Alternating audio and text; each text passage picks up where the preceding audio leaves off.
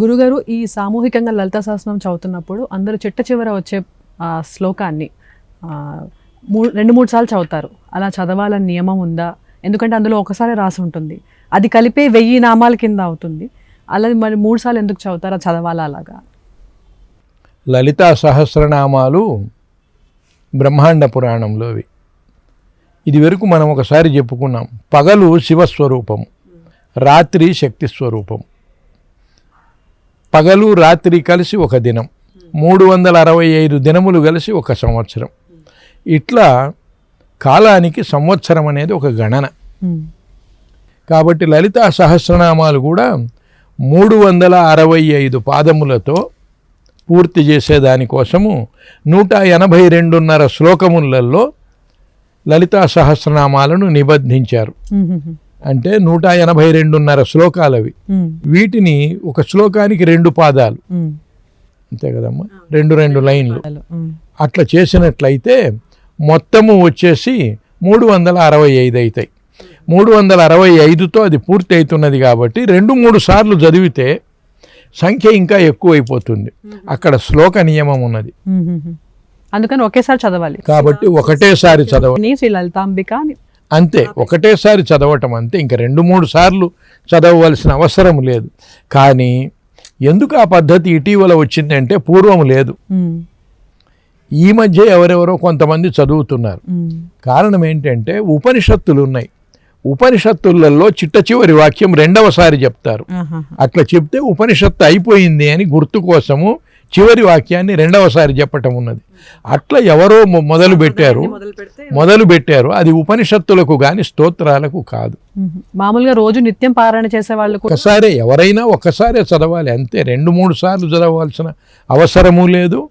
చదవటం పద్ధతి కూడా కాదు, ఒకటేసారి చదవటం. అందుకనే పుస్తకాలలో ఒకటేసారి రాసి ఉంటుంది. అదొకటి. లలితా సహస్రనామాలలో మీరు 1000 నామాలు అన్నారు. 1000 నామాలు ఉన్నాయి. 1053 నామాలుగా కూడా విభజించింది ఉన్నది. శంకరాచార్యుల వారు సౌందర్యలహరిలో 3వ శ్లోకంలో జడానాం చైతన్య స్తబక మకరంద శృతిజరి దరిద్రాణం చింతామణి గుణనిక అన్నాడు. గుణనిక అంటే 1053 అని అర్థం. దరిద్రాణం, దరిద్రులకు ఇది చింతామణి గుణనిక, చింతామణుల మాల అన్నాడు. ఈ గుణనిక అని ఒక స్తోత్రం ఉన్నది. ఆ స్తోత్రము సామవేదంలో చెప్పబడ్డది. అది లలితా సహస్రనామ స్తోత్రమే, బ్రహ్మాండ పురాణంలోది. అది 1053 నామాలుగా విభజించి ఉంటుంది.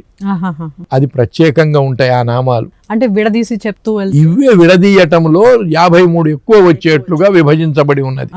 దానికి గుణనిక అని పేరు.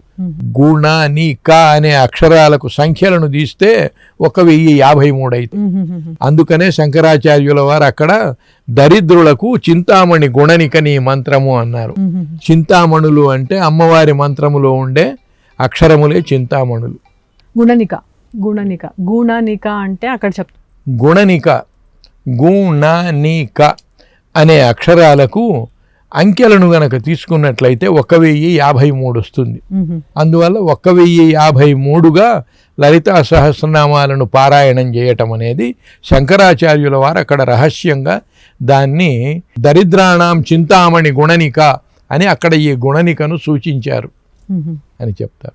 కాబట్టి 1000 నామాలు ఉంది, 1053 నామాలుగా కూడా ఉంది. తర్వాత ఉత్తరపీఠిక కూడా కంపల్సరీ చదవాలా దాన్ని, లేకపోతే అక్కడితో ఆపేయచ్చా? అంటే లలితా సహస్రనామాలకు పూర్వపీఠిక, ఉత్తరపీఠిక చాలా పెద్దవి. కాబట్టి అవి చదవవలసిన అవసరం లేదు. పూర్వపీఠిక, ఉత్తరపీఠిక లేకుండా కూడా ఒట్టి నామ స్తోత్రమే, ఒట్టి నామాలు ఉండే స్తోత్రాన్ని పారాయణే. విడివిడిగా నామాలు పూజలకే గాని పారాయణానికి కాదు. పారాయణానికి ఎప్పుడు స్తోత్రమే పారాయణం చేయాలి. కాబట్టి ఇక్కడ పూర్వపీఠిక, ఉత్తరపీఠిక చదవకుండా కూడా లలితా సహస్రనామాలు చదవచ్చు, అందులో తప్పు లేదు. కానీ మిగతా చిన్న చిన్న స్తోత్రాలు, ఇతర స్తోత్రాలకు మాత్రము పూర్వపీఠిక, ఉత్తరపీఠిక, ఫలశ్రుతి ఇవన్నీ చదవవలసిందే. ఉవాచలు ఉంటాయి కదా, బ్రహ్మోవాచ, రుద్రోవాచ, పార్వత్యోవాచ అని, అవి వాటితో కూడా కలిపి చదవవలసిందే. అంటే విష్ణు సహస్రనామంలో కూడా చదవవలసిందే, అన్నిట్లో చదవవలసిందే. ఇంకా ఎక్కడ కూడా వదిలిపెట్టేదానికి ఇక్కడ ఒక లలితా సహస్రనామాలలో ఆ వెసులుబాటు ఉన్నది. చాలా ధన్యవాదాలు.